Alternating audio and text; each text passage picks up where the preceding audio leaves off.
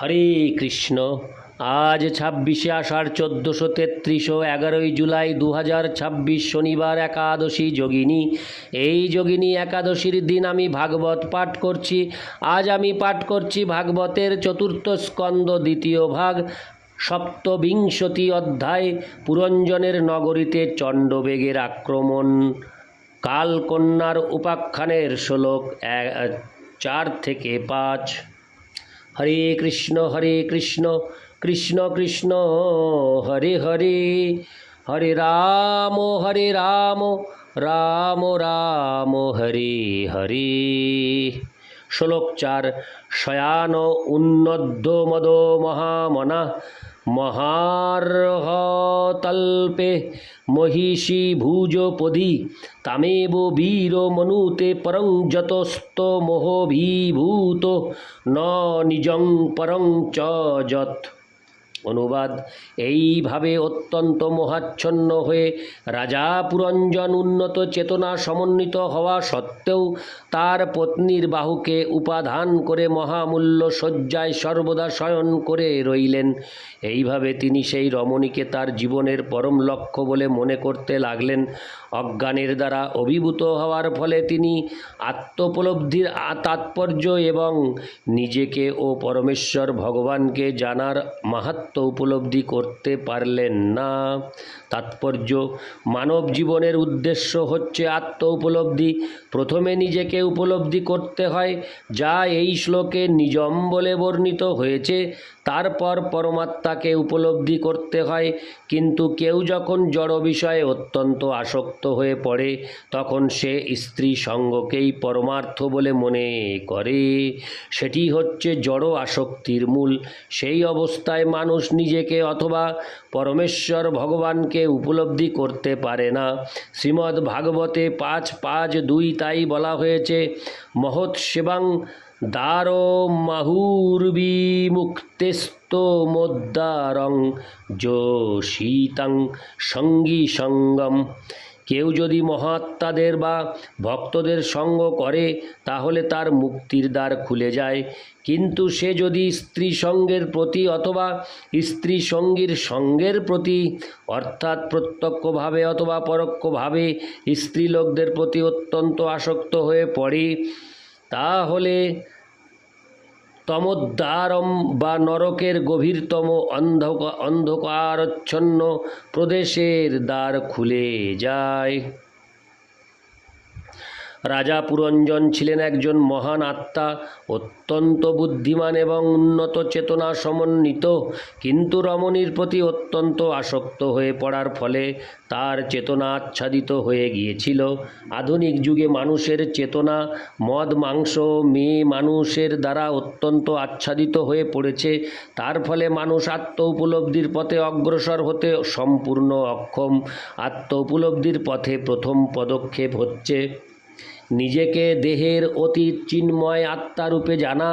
আত্ম উপলব্ধির পরবর্তী স্তরে মানুষ জানতে পারে যে প্রতিটি আত্মা বা প্রতিটি জীব হচ্ছে পরমাত্মার বা পরমেশ্বর ভগবানের বিভিন্ন অংশ।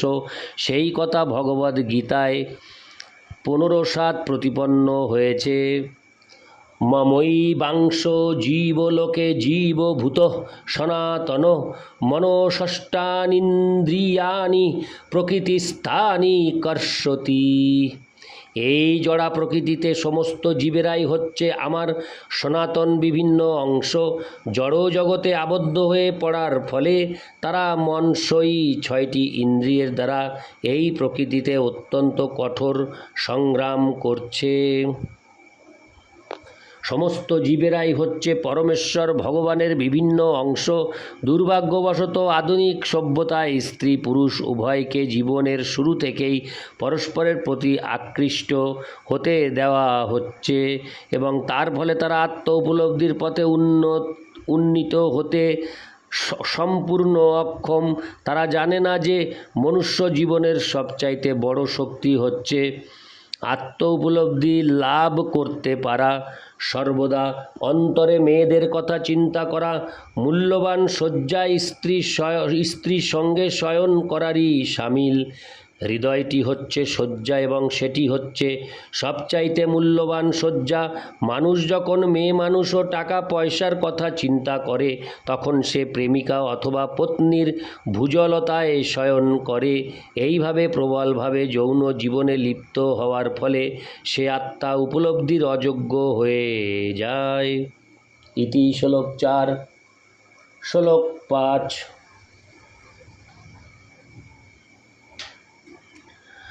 তৈবং রমো মানস্য কাম কস্মলচেতস ক্ষণার্ধর্মিব।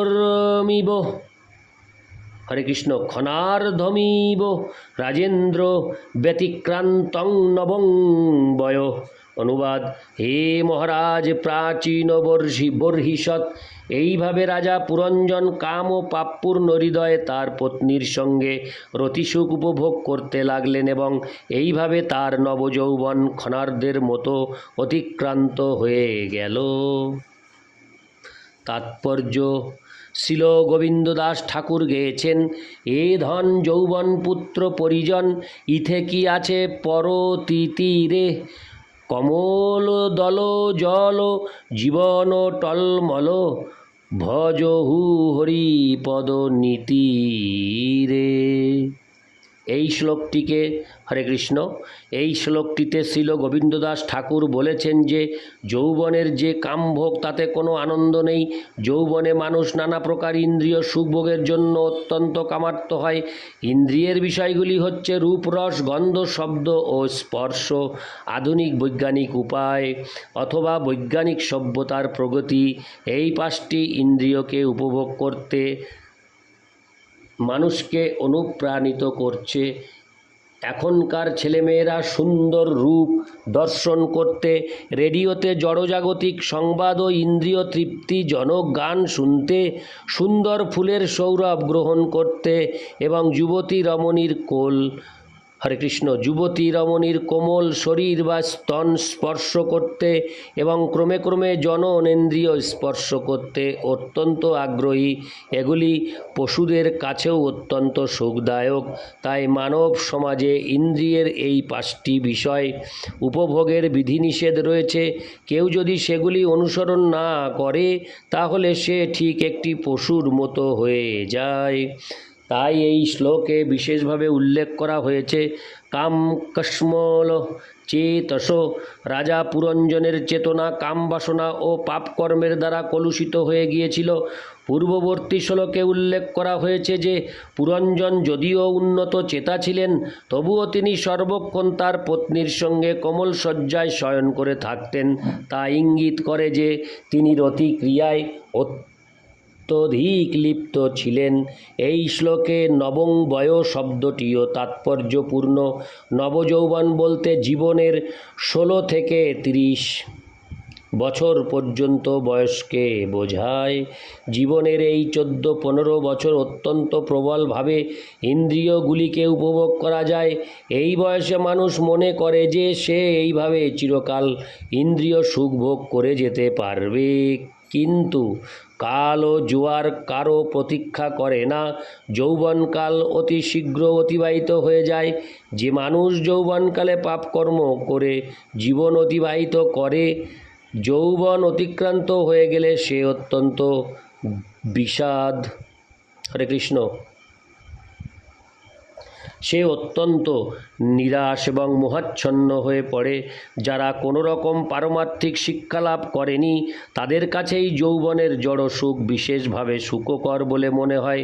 যারা কেবল দেহাত্ম বুদ্ধিরই শিক্ষা লাভ করেছে তাদের জীবন প্রবল নিরাশায় পর্যবসিত হয়।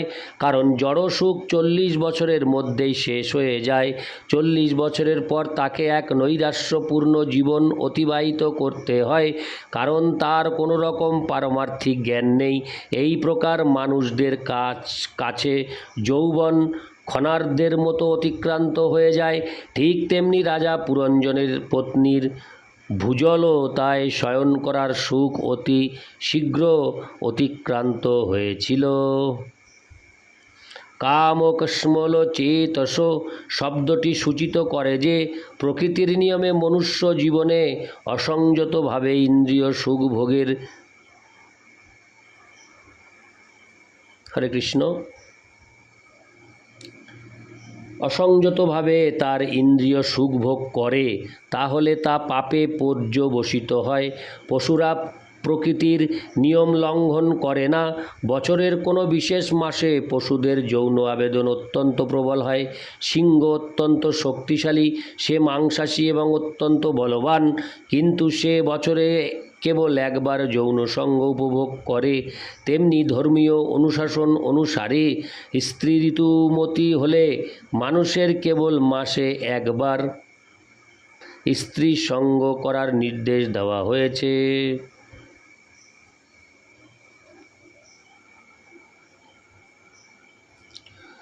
এবং স্ত্রী যদি গর্ভবতী হয় তাহলে তাকে সম্ভোগ করা নিষিদ্ধ। সেটিই হচ্ছে মানুষের নিয়ম। মানুষকে একাধিক পত্নী গ্রহণ করার অনুমতি দেওয়া হয়েছে, কারণ পত্নী গর্ভবতী হলে তার সঙ্গে যৌন সুখ উপভোগ করা যায় না। সে যদি তখন মৈথুন সুখ উপভোগ করতে চায় তাহলে সে অন্য পত্নীর কাছে যেতে পারে, যে গর্ভবতী নয়।